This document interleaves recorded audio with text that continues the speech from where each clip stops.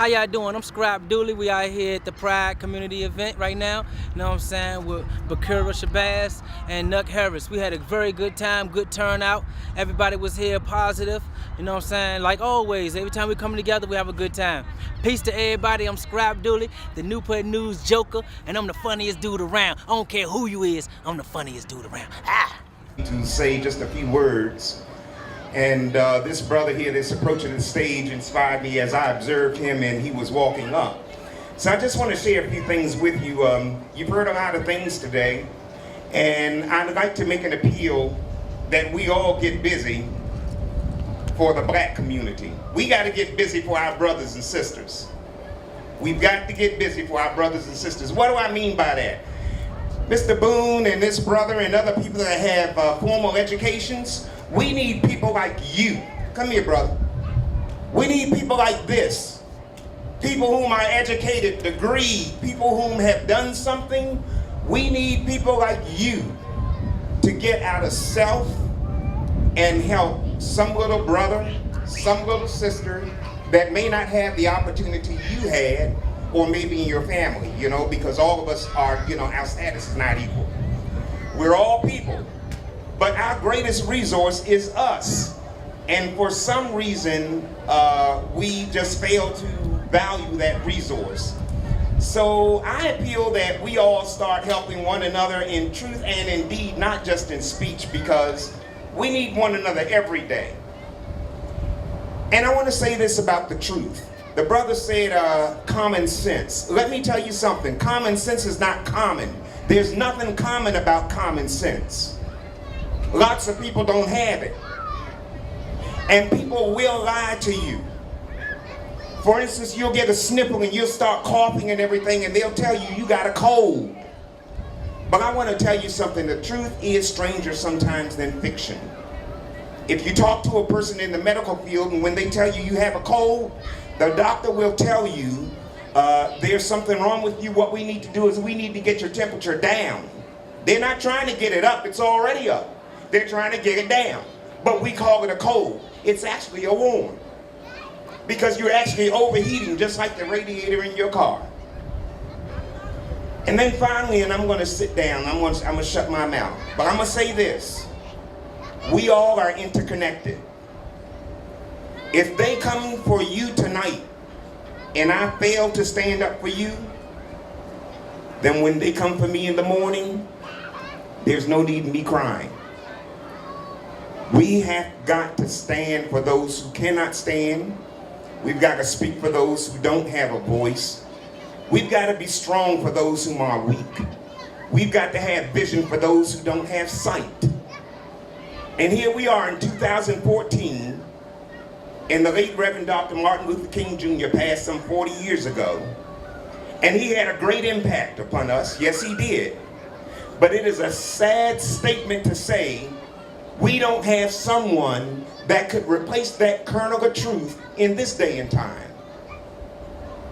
We don't need to look back. We know what's behind us. We need to look forward. We need vision. The Bible says where there is no vision, the people perish. And so we need vision. And we need people to get stirred up and be able to speak from the spirit of their heart. Not from your lips, but from your heart. And speaking from your heart will motivate people, because people know when you're telling the truth, but they also know when you're telling a lie, or when you're here for you instead of us. So we've got to be here for us. And it's a sad commentary to see a whole bunch of people out here that probably need to hear this. But let's challenge each other to leave here today and go out, tell somebody, and bring someone with us next year so we can fill up some of these seats out here. Thank you so much. Thank you. Good afternoon. My name is Gary Hunter. I'm running for the Newport News School Board at-large seat. So let me tell you a little bit about myself. I feel like Newport News is my home because it is my home. Born and raised right outside of Philadelphia in a blue-collar town, just like Newport News, with a shipyard, just like Newport News. In the city, my high school had 5,300 students. First one in my family to go to school, but now I reside here because I had a choice. I've lived in Poquoson for 7 years, rented. I lived in Hampton, but I chose to buy my home here in Newport News. I love Newport News. I have some distant cousins that lived here. So now you say, why do I want to run for school board? Because there's two opponents. So this is what I say. Every morning, about 30 minutes, my daughters, both in Newport News School, they get up and they leave the house. I follow about 30 minutes after them. I get to the first traffic light, or actually stop sign, and I look over and I see an elementary school with kids with backpacks on their backs. And I start thinking, what type of backpacks? What's in their backpacks? Books? Did they have a lunch? Did they have a lunch? Then I glance over at the school and look and say, what's happening on the other side of those walls? Are our teachers prepared to teach our children? We're not sure. And before I could get that process out my mind, I'll come across a high school where my two daughters go. And that same thought process comes back again, wondering, are my daughters ready for the SOL test today? Have the teachers taught them? Did they have the tools to teach our kids, our children today for the jobs of the future? And before you know it, I'm at my office, sitting there working, and about noontime I glance up out of the window and I see a Newport News school bus drive by, full of our children, wanting to know where are they going? Where are they going? Are they going down to the shipyard for a field trip? To the PFAT, they're coming down to the Moton Center. Where are they going? The Boys Club. Not sure where they're going. But at the end of the day, I think that same thing, back past the high school, back past the elementary school, and to my home where I have my two daughters, the first thing I do is see my daughters, give them a kiss and says, how was your day in school? How did you do on the tests? And not long from that, my wife comes home, or she beats me home, because she's a Newport News school counselor, and I do the same thing again. So about 4 years ago, she comes home and she's crying, and I asked her, what's wrong? She says, well, I had this fourth grader young lady who came to school today, and she had the same clothes on for the last 4 days. And the teacher sent her to the counselor's office because when the teacher told everyone to be quiet, she fell asleep. Because my wife's a school counselor, she had to report that, and we come to find out that when she got home, she had to be a mother to her 3-year-old brother. See, and while the mother went trying to make best for the family, but she had to work the late night shift.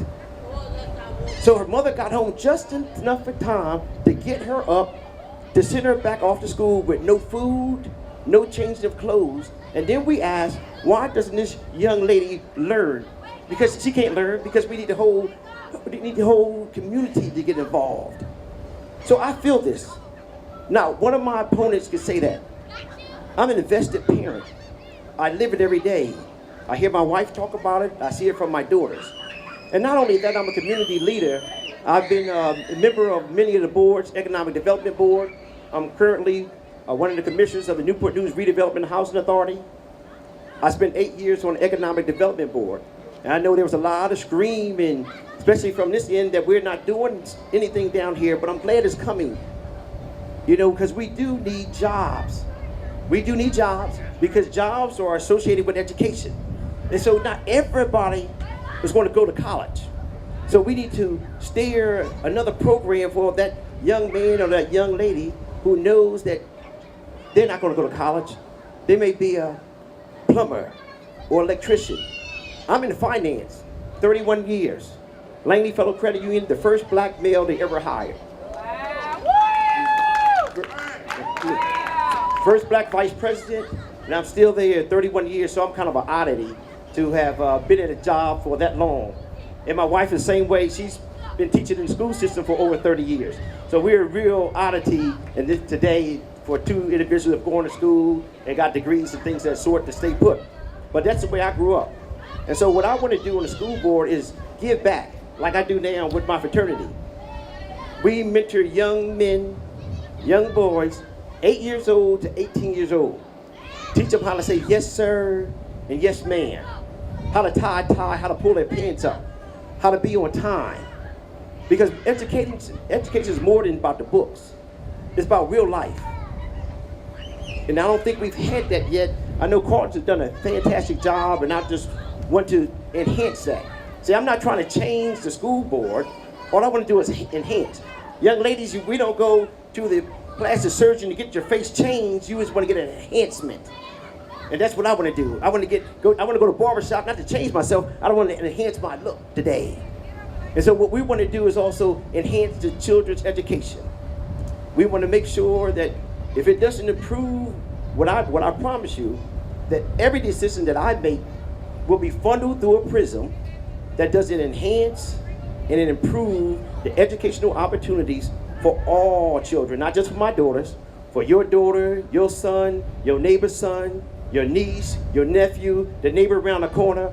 Because I want those kids in school, I want our children in school and not walking the street. So when they're suspended for 10 days and 15 days, we need to have another alternative.